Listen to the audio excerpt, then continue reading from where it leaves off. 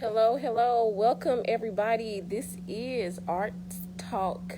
And we do this weekly. I know you all may be used to seeing our beautiful director, Patrick Ralston, but today I am filling in for him. And today we'll have on with us Janis Kearney, who will be talking about the upcoming Get Smart workshop where she'll be teaching the basics of good writing. So be sure to go ahead and share this video because we have some good information to share with you all today. So help an artist help another artist. All right, everybody. And here in just a few, well, not now, I'll be bringing on Janis Kearney. And feel free to drop any comments or questions down below. Hello, Sherry Bowberry. Hey, Sherry, can you hear me pretty good? Is the sound okay? And right now, I'm getting Janis added to the live. Facebook just takes a moment, so we have to be patient.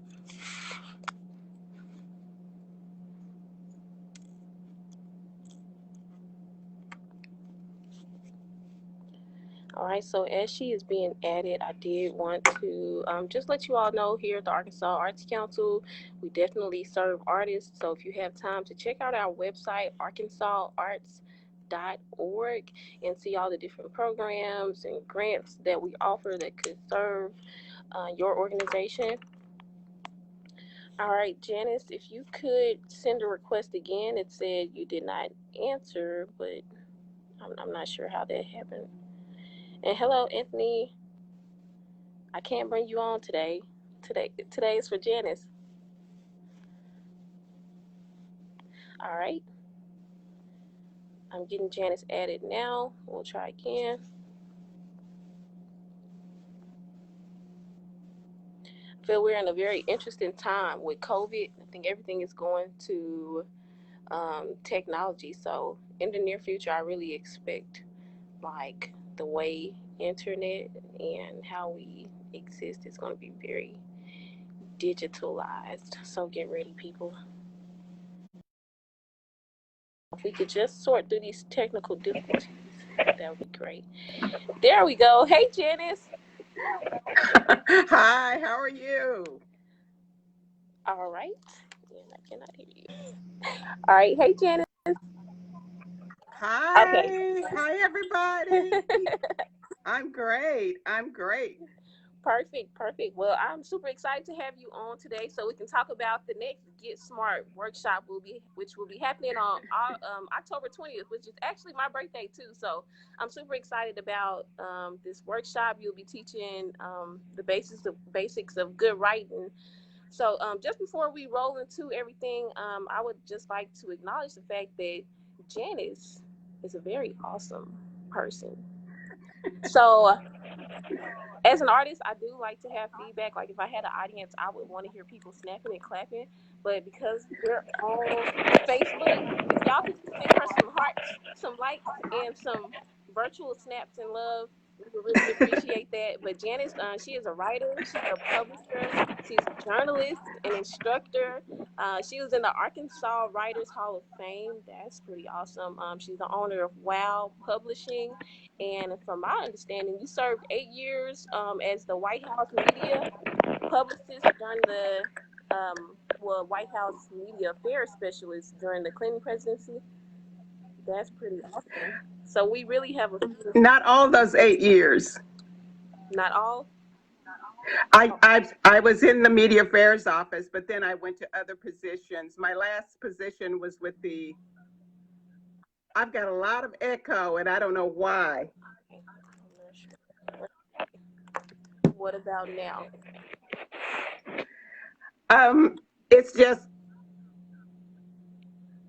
I'm talking twice, so maybe right now it's okay. It's better. But it's okay. It's. What about now? Let's see.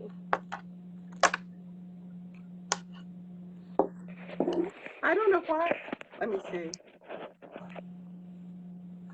I think it's I think it's better now. Okay. Well, let me. So you go right ahead. I was actually just telling you that yes, I was with the Clinton administration for 8 years. I served in the media affairs office, but later I served as his personal diarist. Oh wow. Now, what does that mean for us? For those of us who do not know. I was like the historian, the living historian. I kept a living diary during the presidency, and I kept a diary of the Clinton presidency, All right. So. which can be used for historians, by historians or writers or biographers or whoever wants to go back and look at what was that presidency about, what was happening every day. But that was my role. Oh wow. So you're really like a human diary. That's nice. So, Janice, while we're here, I did want to ask a few questions before we, just spoke more on the workshop. But how did you get started in writing? How were you introduced to it? That's a great question. I got started so early. I bet you did too. Most writers start really early. I grew up in a family of lots of people, and I was quiet. So my way of expressing myself was to write. Um, and I started writing probably at 8 or 9, and I just loved it so much, and I continued doing it throughout my life. Uh, when I went to college, they didn't have a writing program per se. So I took a lot of literature classes, and then finally there was a creative writing instructor that I found out about. So I took a lot of his classes, and I eventually majored in journalism because I was able to major in print journalism and was able to do a lot of feature writing, which was as close to creative writing as I could get. Right. And it's my understanding you do poetry as well, right? I do a very little poetry, but I love poetry, and we have an organization. If you can see my T-shirt, Celebrate Maya. Yes. So we advocate for poets. We advocate for young people finding their voice and using poetry to become the people that they want to become. We work a lot with poets, young poets, emerging poets. Okay, perfect. So, as you all can see, this is the perfect person to give instructions on how to be a good writer.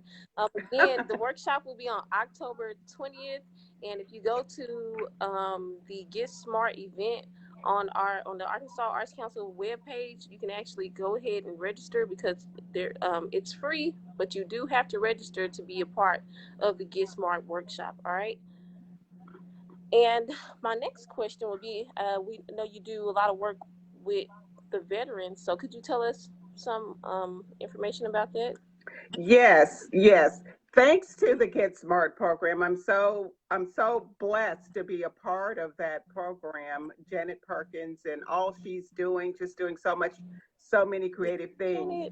Janet. But we did do a workshop with veterans over at the Veterans Center, and it was wonderful.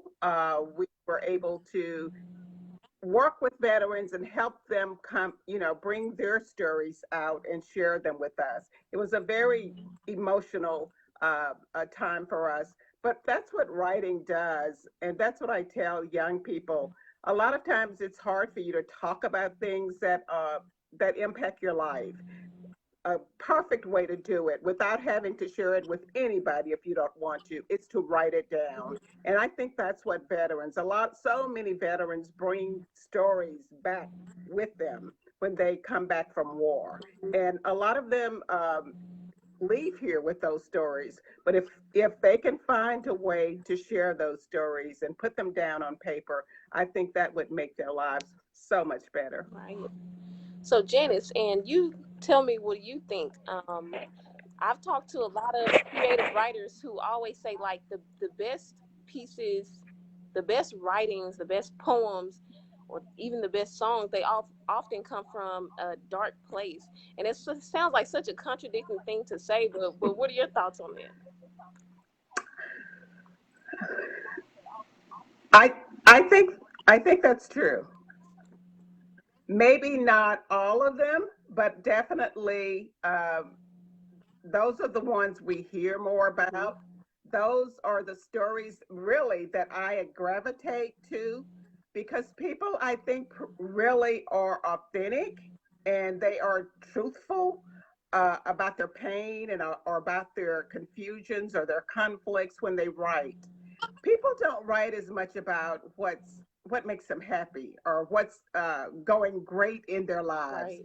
Not only do they not write about that, but we as readers, I don't think we gravitate to that as much. So yeah, I do think the harshest part of our lives, the dark parts of our lives, make for the better poems and make for the better stories.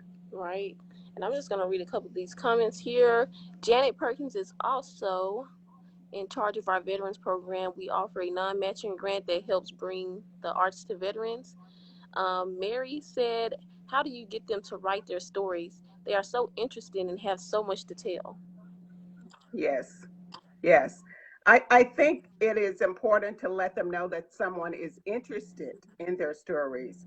Um, I'm a person who I'm in love with stories. My father, I used to sit at my father's knee and listen to all of his amazing stories about growing up.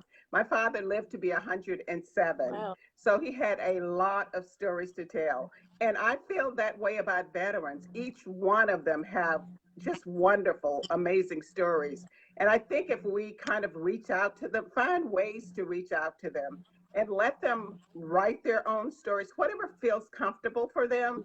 If just writing, if that's okay, let them do that. If they feel comfortable speaking and you're taping them to write later, do it that way. Whatever, try to find out where's their comfort level. Um, I found that that is the best way to get people to write, to make them know that you're interested, first of all. But the other side of that is making sure they're comfortable sharing their stories with you. Hmm. I like that. You know, one of the things I used to say, I used to work as a behavior coach for a program called Reclaiming Scholars, which was basically a behavior modification program.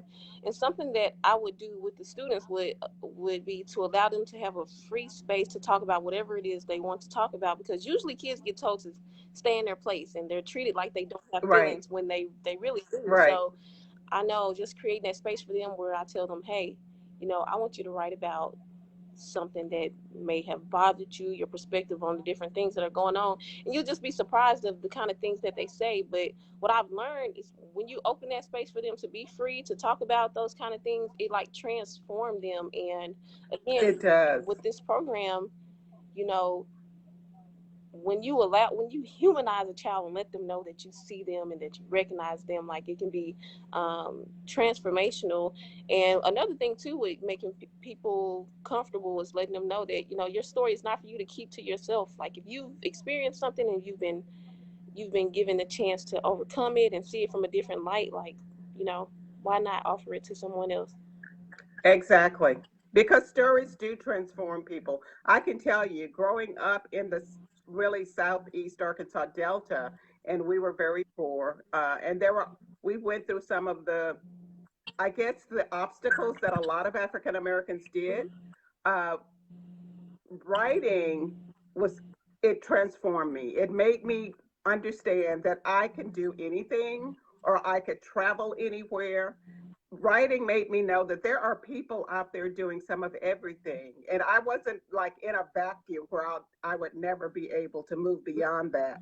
It gave me that power. And that's what I tell young people, writing is power. It gives you the knowledge that you can do and be more than what you are. Ooh, I love that. I definitely love that. So, can you tell us what can Oh, another comment is writing is the cheapest form of therapy. Okay, so if you don't like going to the therapist, write about it.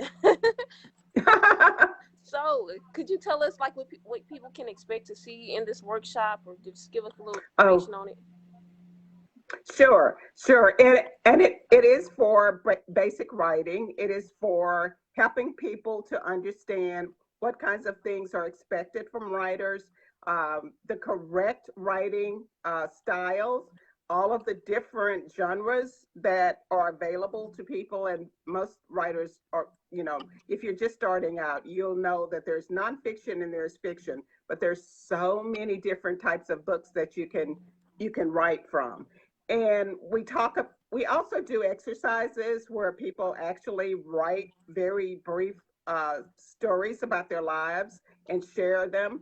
It's a very interactive. Usually when I teach or do workshops, I try to make them as interactive as possible because I've learned that people get a whole lot more out of an exercise or a workshop if you bring them into it and they're able to share. So yeah, it's very interactive, and we're going to learn the basics of good writing, but we're going to also let them talk about their own stories to an extent that they want to. Okay, beautiful. So again, everybody, October 20th, be sure to register because there's only 100 seats that'll be available. It's a free event. Be sure to invite someone you think that this would benefit. Share the love. Don't be shy.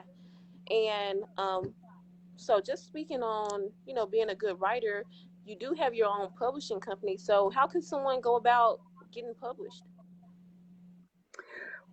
There are a few different ways you can go about getting published. I actually created my publishing company about almost 20 years ago, and I had no plans to do it, but because I didn't like the way it was going for me to get published by a mainstream publisher, my husband and I decided that we can do this. I can do this. So, and that's what we did. We created our own publishing company. So, if you have enough passion and if you have a good enough product, that's the first thing. You need a good enough product. But if you have that passion and will to do it, you can create your own publishing company. You just need to know what you're doing. There's not lots of ways to do that. There's workshops on creating publishing companies, so you can do that. The other way is the old troop way of going to the mainstream publishers, writing your manuscript, sending it off to an editor, or some people send it directly to a publisher, but usually sending it to an editor and just trying your luck at that. But I suggest, if you do that, to first of all do your research, study up on what kinds of books that editor takes, and then choose your editor that you want to send it to based on that. Okay. And again, that's a whole different, that's a workshop, because there's things that you have to prepare. You have to send it out a certain way. It has to be uh, the prescribed way for them to even look at it. Right. Awesome. And you have a few books out, right? I do, So could you yes. tell us about one of your favorite books you've written?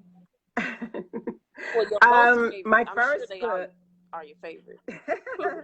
yeah, like your children, you can't say there's a favorite.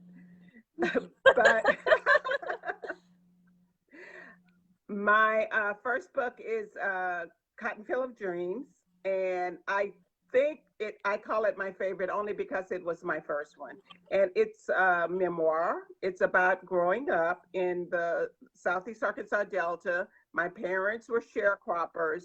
They had 18 children, 19 children in all together. Um, they had 17 together. My mother brought one into the marriage, and my father brought one. So we grew up in Gould, Arkansas, a very large family, very poor. But I always point out the fact that my parents were wise beyond anything I've seen since, because they were able to raise us, teach us all the values as far as working hard, uh, faith, how important faith was, and how important education was, and how to be true to ourselves. They never said you got to be this or you got to be that. Be true to yourselves, and just always know that work and faith and education are the most important things. So I wrote my first memoir after I left the White House and went to Chicago. My husband and I moved to Chicago, and I knew I had worked on it off and on for years, but it was my love letter to my parents Wow. because they were able to do just amazing, amazing things. Out of all of us, uh, 18 out of 19 went to college, and most of us went beyond, undergrad. And that was because we had parents that were able to instill in us that love for not only just education, but Wow. just knowledge, and sticking to our dreams and our goals, and always finding a way to give back. My parents, my mother, as poor as she would send this little envelope with $1 to a college down in Southeast Arkansas every month. She didn't have the money, but she knew how important education was for all those young people that are trying to get their education there. Right. So those are the kinds of values that they instilled in us, and that's it was so important for me to write that book. Wow, that's beautiful. That's beautiful. So where do you fall in the line of 19? I am number 12. Number 12 There were like three different groups of us, and I was the oldest of the last of group. the okay, so it was groups. I like that. I imagine you had to have some time in between those. Yes. Well, that's great. And could you repeat the name of the book again? It is Cotton Field of Dreams. Cotton Field. Cotton Field of Cotton Dreams. Field. Hmm. Okay, love it. Southern tales are a big thing. I know a lot of publishers look for that specifically because there's always just Yes. a vibe to it that a lot of people that resonates with a lot of people, even if you're not from the South. So that's Right. awesome. That is awesome. And another question. So, what are some highlights of your writing career that you would like to share with us?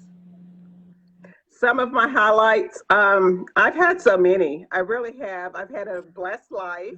But I always tell people, of all the things that I've done, what is most important to me is growing up the way that I did and learning those values very, very early.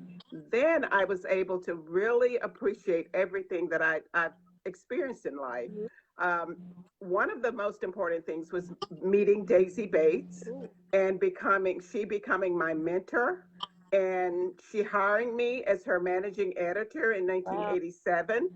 And a year later, no, 3 months after she hired me, she retired, and she sold the newspaper to my husband and me. So I was able to have an experience that I would never have dreamed of, Wow. because of because I met her, and because she believed in me, and because she was someone that I always admired so much.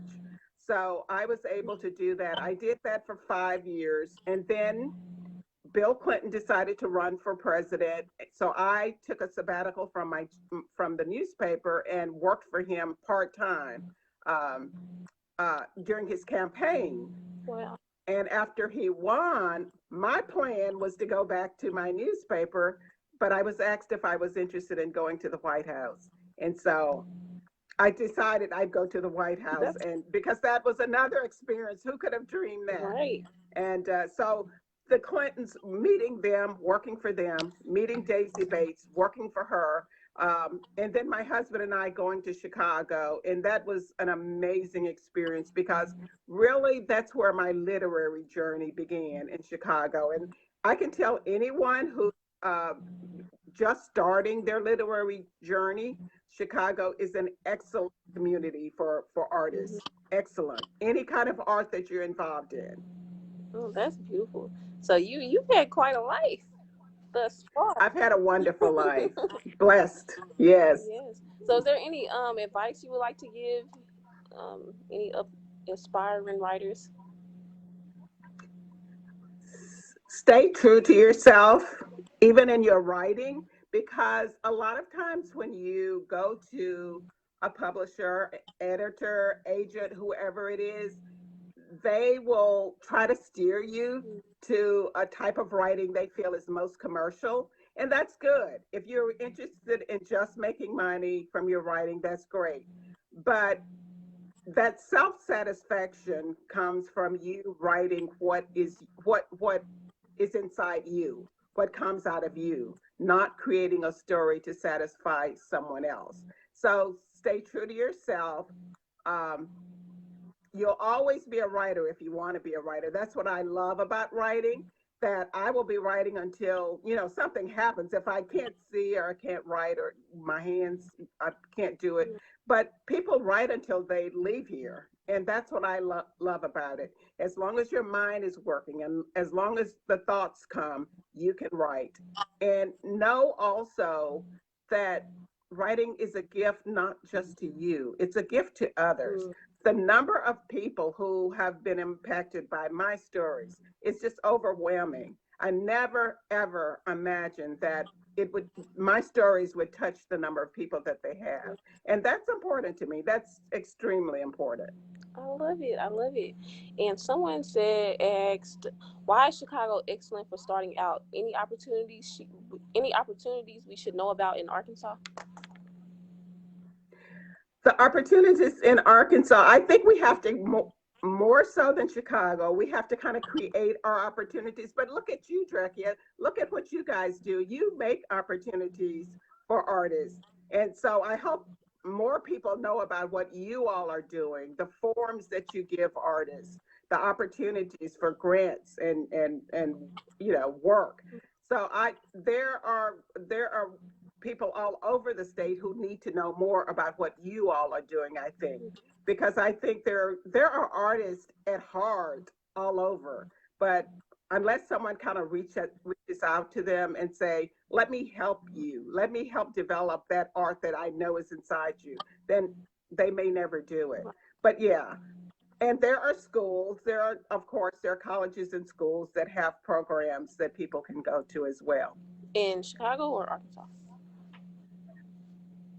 Pardon? In Chicago or Arkansas? Oh, that's in Arkansas. In Chicago, there's lots of different programs. Columbia College in Chicago is an excellent place for artists. Absolutely. But there's also lots of different arts groups, arts organizations, writing organizations. It's just a really fluid community for artists. And I loved that part about it. I really did. Mm-hmm. And I do know about a literary fest they do called Lit Row, or I forgot what it was called Yeah. exactly, but Yeah. Literary Row. Literary Row. So it's Yeah. and that's done annually, and I know that's pretty big. Pretty. Uh-huh. Uh-huh. Yeah. Yep. They have all kinds of festivals throughout the year that that artists are brought into and writers are brought into, and there's lots of contests. So there's a lot going on there. Okay. Yeah, so definitely check it out. So again, good people, if you are still tuned in, be sure to register for the workshop that'll be happening on October 20th. It is a free event. Only 100 seats will be available, so be sure to share this opportunity with other people. Um, I don't believe there's an age limit, is there? Not as I know No. of. So I think this will be a perfect opportunity to use this as a reading or a literary lesson for your students at home. So just get everybody involved.